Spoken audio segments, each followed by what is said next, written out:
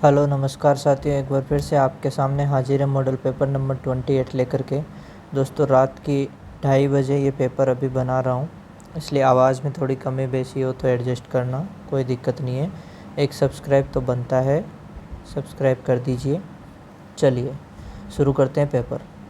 राजस्थान के दक्षिणी भाग में 250 से 450 मीटर की ऊंचाई पर सर्वाधिक संख्या में पाए जाने वाले वृक्ष है। तो कौन से वृक्ष मिलेंगे? सागवान के। तख्त सागर नामक जलाशय राजस्थान के किस जिले में स्थित है? तो जोधपुर में। हरा संगमरमर के उत्पादन से संबंधित स्थान है, तो यह है बाबरमल, उदयपुर। मृदा अपरदन के निम्नांकित में से किस प्रकार से राजस्थान का सर्वाधिक क्षेत्र प्रभावित है? तो वायु अपरदन से प्रभावित है। राजस्थान की द्वितीय खनिज नीति की घोषणा की गई, तो द्वितीय खनिज नीति की घोषणा 1994 में करी गई। कौन सी वनस्पति प्रजाति पतझड़ वनों की नहीं है? तो कौन सी प्रजाति नहीं है? देवदार। निम्न में से कौन सी फसल दलहनी है? तो अरहर जो है वो कैसी फसल है? दलहनी। अजमेर की फाय सागर झील का निर्माण किस नदी पर हुआ है? तो किस पर हुआ है? बांडी नदी पर हुआ है। बाड़मेर जिले में लिग्नाइट पर आधारित ताप विद्युत परियोजना का स्थान है, तो कौन सा है? कपूरडी। राजस्थान में तेज गर्मी के कारण ग्रीष्म ऋतु में वायु में संवहनिक धाराओं की उत्पत्ति होने से उत्पन्न स्थानीय वायु भंवर कहलाते हैं। क्या कहलाते हैं? बबूड़िया कहलाते हैं, या भगुड़िया भी बोलते हो। राजस्थान में गंवार के लिए कृषि निर्यात जोन निम्न में से किन जिलों में बनाए गए हैं? तो पाली, बाड़मेर, जोधपुर, गंगानगर, बीकानेर सभी हो गए। राज्य की सबसे बड़ी व निरंतर बहने वाली नदी है, तो सबसे बड़ी और निरंतर बहने वाली नदी कौन सी है? चंबल है। अगला क्वेश्चन है, नागौर जिले में डेगाना निम्न खनिज उत्पादन के लिए प्रसिद्ध है, तो डेगाना कौन से के लिए प्रसिद्ध है? टंगस्टन उत्पादन के लिए। कोपेन द्वारा प्रस्तुत जलवायु प्रदेशों में से राजस्थान में कौन सा सम्मिलित नहीं है? तो यहाँ से अगर अपन बात करने जाएं तो AW दक्षिणी राजस्थान ठीक है, BWSW शुष्क मरुस्थल ठीक है, BSHW अर्ध शुष्क मरुस्थल ठीक है, CWG उत्तरी राजस्थान नहीं है, तो ये गलत हो गया। राजस्थान में अन्न का भंडार कहा जाता है, तो अन्न का भंडार किसे कहते हैं? श्री गंगानगर, रामनगर जिसका नाम था। राजस्थान में सघन वनों का मुख्य विस्तार कहाँ है? तो सघन वनों का मुख्य विस्तार दक्षिणी पूर्वी क्षेत्र में है, यानी हाड़ौती वाला। चंबल परियोजना के द्वितीय चरण में किस बांध का निर्माण किया गया? तो कौन से बांध का निर्माण किया गया? राणा प्रताप सागर का। सिट्रलस कोलोसिंथस किस प्रसिद्ध प्रचलित फसल का नाम है? तो ये नाम है तुम्बे का। अगला है, राजस्थान के उत्तरी पश्चिमी क्षेत्र की जलवायु कैसी है? तो कैसी है? संपूर्ण क्षेत्र शुष्क और विषम जलवायु। कौन सा खनिज हरे रंग का होने के कारण हरी अग्नि भी कहलाता है? हरा रंग होने के कारण क्या कहलाता है? हरी अग्नि। पन्ना। नरेंद्र मंडल के प्रथम अध्यक्ष थे, तो नरेंद्र मंडल के प्रथम अध्यक्ष कौन थे? गंगा सिंह, बीकानेर के राठौड़ वंश के शासक, ठीक है। इसे राजपूताना या भारत का भागीरथ भी कहते हैं। महाराणा सांगा ने जिन अफगानों को शरण दी वे थे, कौन थे भैया जिनको शरण दी थी? तो वो महमूद लोदी और हसन खां थे। सूड प्रबंध के लेखक हैं, तो सूड प्रबंध के लेखक कौन है जी? कुंभा है। पृथ्वीराज चौहान तृतीय का समकालीन चंदेल शासक था, तो कौन था? परमार्दी देव था। पृथ्वीराज चौहान ने कब शासन किया था? 1177 से 1192 ईस्वी के बीच में। राजस्थान में प्रतिहार वंश के संस्थापक हरिश्चंद्र की राजधानी थी, तो प्रतिहार वंश के संस्थापक हरिश्चंद्र की राजधानी क्या थी? मंडोर थी। और यह आपको पता है कि नागभट्ट फर्स्ट ने मेड़ता जालोर भीनमाल। किस शासक को अंतिम हिंदू सम्राट कहा जाता है? तो कौन से शासक को अंतिम हिंदू सम्राट कहा जाता है? तो वो है आपके पृथ्वीराज तृतीय। पृथ्वीराज तृतीय अंतिम हिंदू सम्राट इनको कहा जाता है, ठीक है। इनको दल खमन और राय पिथौरा नाम से भी जाना जाता है, ठीक है। अगला है, निम्न में से किस शासक को अकबर के द्वारा राय की उपाधि प्रदान की गई? तो कौन सा शासक है? महाराजा राय सिंह है। ठीक है। इन्हें राजपूताने का कर्ण भी कहा जाता है, ठीक है। और महाराजा राय सिंह बीकानेर के शासक थे। इनके भाई थे कौन? पृथ्वीराज राठौड़, जिन्होंने वैलिक कृष्ण रुक्मणी लिखा, जिसे 5वां वेद और 19वां पुराण कहा जाता है, ठीक है दोस्तों। नेक्स्ट 28, निम्नलिखित में से कौन सा दिल्ली सुल्तान गुहिल शासक जैतर सिंह द्वारा पराजित किया गया था? तो कौन? इल्तुतमिश। अगला है, ग्वालियर प्रशस्ति में किस शासक को नारायण और मलेच्छों का नाशक कहा गया है? तो किसको कहा गया है? नागभट्ट प्रथम को। महाराणा प्रताप का राज्याभिषेक हुआ था, तो महाराणा प्रताप का राज्याभिषेक कहाँ हुआ था? गोगुंदा में हुआ था, ठीक है, सन 1572 में।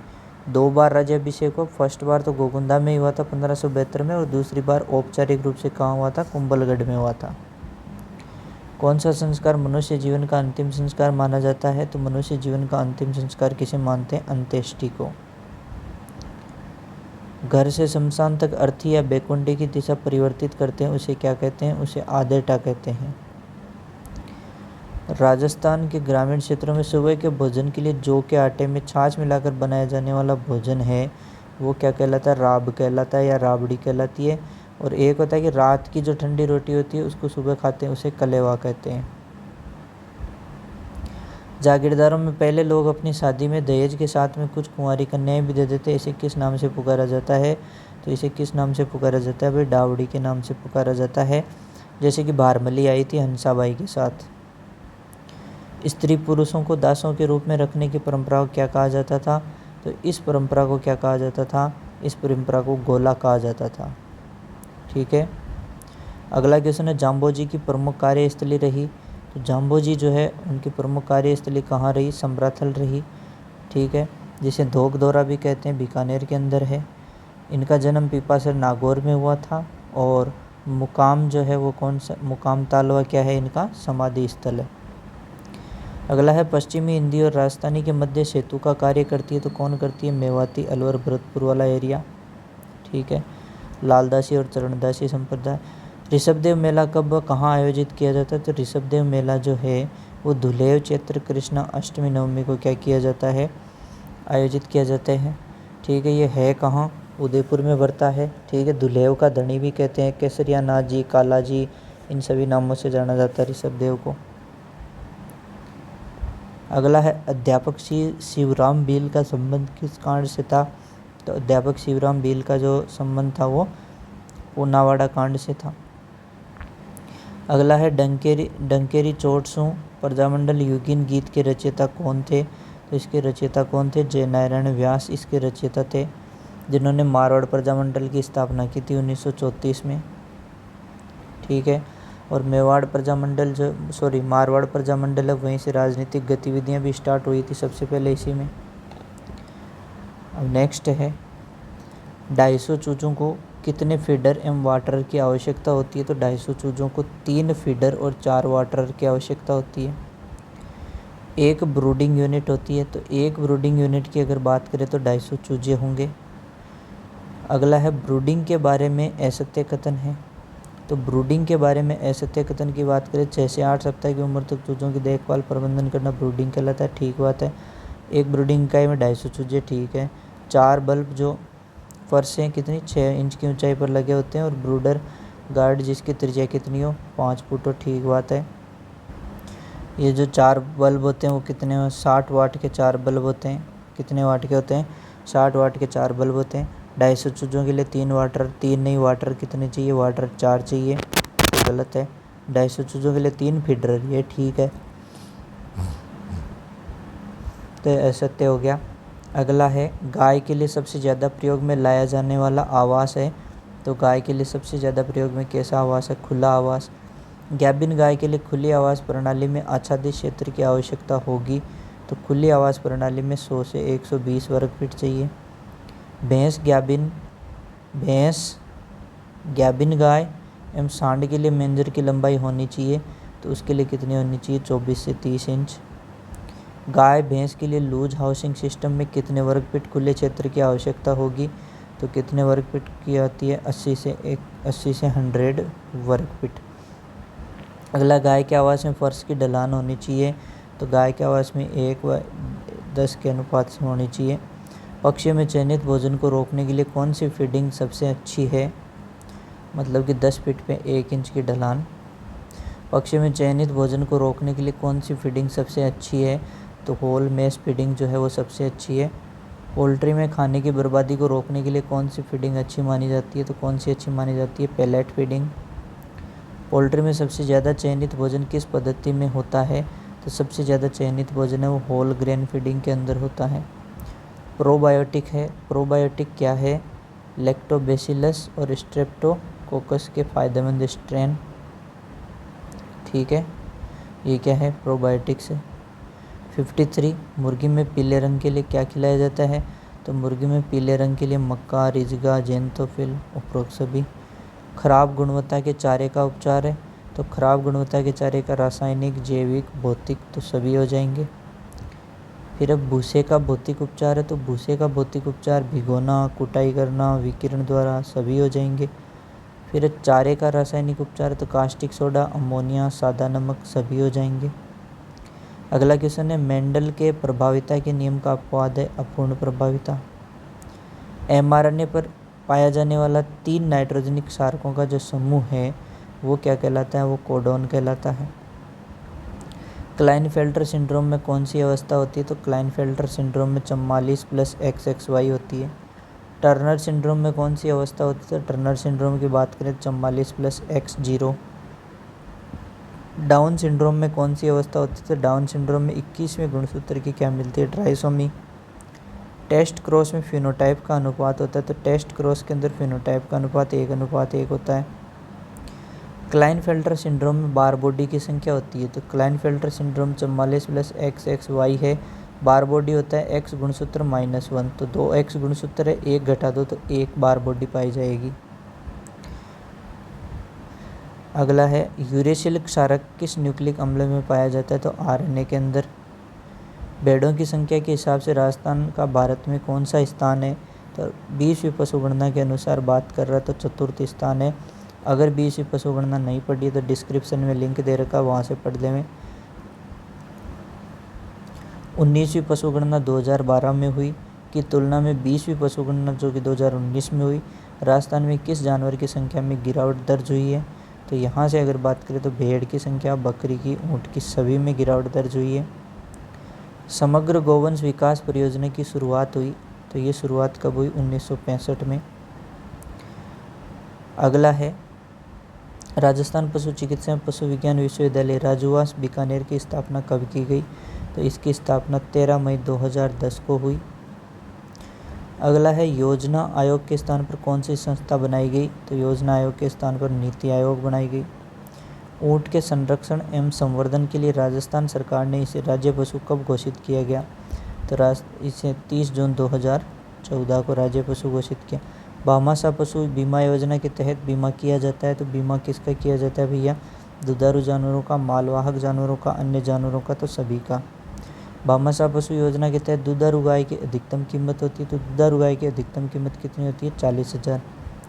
निम्न में से इनकम्प्लीट फ्रैक्चर का उदाहरण नहीं है, तो इनकम्प्लीट फ्रैक्चर की अगर बात करें तो एवल्जन फ्रैक्चर हो, इनकम्प्लीट फ्रैक्चर का उदाहरण नहीं है। सिंपल फ्रैक्चर को कहा जाता है, सिंपल फ्रैक्चर को क्या कहते हैं, क्लोज्ड फ्रैक्चर। ठीक है, कंपाउंड फ्रैक्चर को कहा जाता है, तो कंपाउंड फ्रैक्चर की अगर बात करें तो ओपन फ्रैक्चर। ऐसा फ्रैक्चर जिसमें फ्रैक्चर साइट वातावरण के संपर्क में नहीं रहती है, तो उसकी बात करें तो सिंपल फ्रैक्चर। ऐसा फ्रैक्चर जिसमें फ्रैक्चर साइट सीधे वातावरण के संपर्क में रहती है, तो ये हो जाएगा आपके कंपाउंड फ्रैक्चर। निम्न में से किस घाव में त्वचा अक्षुण्ण रहती है, तो कौन सा घाव, कॉन्टूजन वुंड। शरीर के आर पार बनाने वाला घाव कहलाता है, तो शरीर के आर पार बनने वाला क्या हो जाएगा, परफोरेटिंग वुंड हो जाएगा। फ्रैक्चर के उपचार में बाह्य स्थिरीकरण का तरीका नहीं है, तो बोन प्लेट जो है बाह्य स्थिरीकरण का तरीका नहीं है। आँखों की पुतलियों में संकुचन करने वाली औषधियाँ कहलाती है, तो आँखों की पुतलियों में ये हो जाएगी मायोटिक्स। अगला हो जाएगा, मूत्र मार्ग को संक्रमण रहित करने वाली औषधियाँ कहलाती है, तो मूत्र मार्ग को संक्रमण रहित करती है तो यूरिनरी एंटीसेप्टिक्स हो जाएगी। क्रोटोन टिग्लियम के बीज किस प्रकार की औषधि है? तो ये है आपके कैथेरेटिक्स प्रकार की। उपचार पर्ची का वह भाग जिसमें पशु चिकित्सा अधिकारी और पशु पालक के क्या होते हैं? हस्ताक्षर होते हैं, तो वो क्या हो जाएगी? इनिशियल। मानक किताबें जिनमें औषधि मानक का आधिकारिक प्रकाशन होता है, वो क्या हो जाएगी? फार्मेकोपोइया। वे बाह्य रासायनिक पदार्थ जो शरीर के लिए पोषक तत्व नहीं होते, इन्हें कहा जाता है, तो इन्हें जीनोबायोटिक्स। त्वचा पर सुरक्षा कवच बनाने वाली औषधियाँ कहलाती है इमोलिएंट। अगला है सतही प्रोटीन का जमाव करके त्वचा या श्लेष्मा झिल्ली पर सुरक्षा कवच बनाने वाली औषधियाँ कहलाती है, तो एस्ट्रिंजेंट। फाउल में एयर सैक की संख्या होती है, तो फाउल में एयर सैक की संख्या कितनी होती है? 9 होती है। साइटोलॉजी कहलाता है, तो साइटोलॉजी है कोशिकाओं का अध्ययन। ओस ऑप्टिकस हड्डी पाई जाती है, तो ओस ऑप्टिकस जो हड्डी है वो मुर्गे की आँख में मिलेगी। न्यूमेटिक बोन का उदाहरण है, तो न्यूमेटिक बोन का उदाहरण फाउल की ह्यूमरस है। गाय की लेरिंग्स में उपास्थियों की संख्या होती है, तो गाय की लेरिंग्स में उपास्थियों की संख्या 5 होती है। भ्रूण में रक्त का शुद्धिकरण कहाँ होता है? तो भ्रूण में रक्त के शुद्धिकरण की अगर बात करें तो कहाँ होता है? अपरा में। रेड पल्प एवं वाइट पल्प पाए जाते हैं, तो रेड पल्प और वाइट पल्प कहाँ मिलेंगे? प्लीहा में, स्प्लीन में। अग्रपाद का वह हिस्सा जो जानवर की खड़ी होने की अवस्था में जमीन की तरफ होता है, तो वो कौन हो जाएगा? आपके पाल्मर। मोनोसाइट्स है, तो मोनोसाइट्स क्या है? डब्ल्यूबीसी में एग्रेनुलोसाइट्स का क्या है? प्रकार है। सबसे बड़ी रक्त कोशिका है, तो सबसे बड़ी रक्त कोशिका कौन है? डब्ल्यूबीसी है। पालतू जानवरों में सबसे छोटी आरबीसी होती है, तो पालतू जानवरों में सबसे छोटी आरबीसी किसकी होती है? बकरी की। अगला है आरबीसी का पेशाब में आना कहलाता है, इम्पोर्टेंट चीज़ है। आरबीसी का पेशाब में आना हीमेचूरिया कहलाता है। पक्षियों में आरबीसी के नष्ट होने का स्थान है, तो पक्षियों में आरबीसी के नष्ट होने का स्थान है लीवर। गाय में आरबीसी के नष्ट होने का स्थान है, तो गाय में आरबीसी के नष्ट होने का स्थान है अस्थिमज्जा। जन्म के पश्चात आरबीसी का निर्माण कहाँ होता है? तो जन्म के पश्चात आरबीसी का निर्माण कहाँ होता है? अस्थिमज्जा में। अगला रक्त का थक्का जमाने वाला फैक्टर 3 है, तो रक्त का थक्का जमाने वाला फैक्टर 3 है थ्रोम्बोप्लास्टिन। नेक्स्ट है घोड़ी में प्रसव के 2 दिन पहले थनों से स्राव होना कहलाता है, तो ये कहलाता है वैक्सिंग, ध्यान रखना इम्पोर्टेंट। कुतिया में प्रसव के पश्चात जननतंत्र से हरे रंग का स्राव होना कहलाता है, इम्पोर्टेंट है लोचिया कहलाता है। क्या कहलाता है? लोचिया। प्रसव के समय फर्स्ट वाटर बैग जो है वो बना होता है, तो वो है कोरियन और एलेंटोइस से बना होता है। प्रसव के समय ट्रू वाटर बैग किसे कहा जाता है? तो ट्रू वाटर बैग जो है वो सेकंड वाटर बैग है, ठीक है। अगला है फर्ग्यूसन्स रिफ्लेक्स किस हार्मोन से संबंधित है? तो फर्ग्यूसन्स रिफ्लेक्स है वो ऑक्सीटोसिन से संबंधित है। गाय में प्रसव की सबसे छोटी अवस्था होती है, तो गाय में प्रसव की सबसे छोटी अवस्था होती है द्वितीय अवस्था। गाय में प्रसव की द्वितीय अवस्था का समय होता है, तो इसका समय होता है 30 से 60 मिनट, सबसे छोटी होगी। एंटीरियर प्रेजेंटेशन का मतलब होता है, तो एंटीरियर प्रेजेंटेशन का मतलब भ्रूण का मुंह बर्थ केनाल की तरफ होना। काला अजार का कारक है, काला अजार का कारक है लिस्मानिया डोनोवानी। निम्न में से किस बीमारी में हीमोग्लोबिनूरिया होता है? तो हीमोग्लोबिनूरिया किस में देखने को मिलता है? बबेसियोसिस में। निम्न में कौन डब्ल्यूबीसी का परजीवी है? तो डब्ल्यूबीसी का परजीवी कौन है? थैलेरिया। सिकल कोक्सीडियोसिस मुख्यतः किसकी बीमारी है? तो सिकल कोक्सीडियोसिस जो है वो किसकी है? मुर्गी की। आइवरमेक्टिन औषधि देने की खुराक दर एवं मार्ग है, तो आइवरमेक्टिन औषधि देने की 0.2 mg पर kg बॉडी वेट सबकट से देते हैं। अगला फ्लूनिक्सिन औषधि देने की खुराक दर है, तो फ्लूनिक्सिन औषधि देने की 2.2 mg पर kg बॉडी वेट IM देते हैं। मेलोक्सिकेम औषधि देने की खुराक दर एवं मार्ग है, तो मेलोक्सिकेम के लिए रहेगी 0.2 से 0.5 mg पर kg बॉडी वेट और IM देंगे। लास्ट है सर्रा बीमारी के उपचार में क्यूनापाइरामिन सल्फेट औषधि देने की खुराक दर एवं मार्ग है, तो इसके अंदर 4.4 mg पर kg बॉडी वेट और सबकट। ठीक है दोस्तों, बहुत फास्ट करवाया है, मात्र 20 मिनट में 120 क्वेश्चन 20 मिनट में complete. Thank you so much. जय हिंद, जय भारत।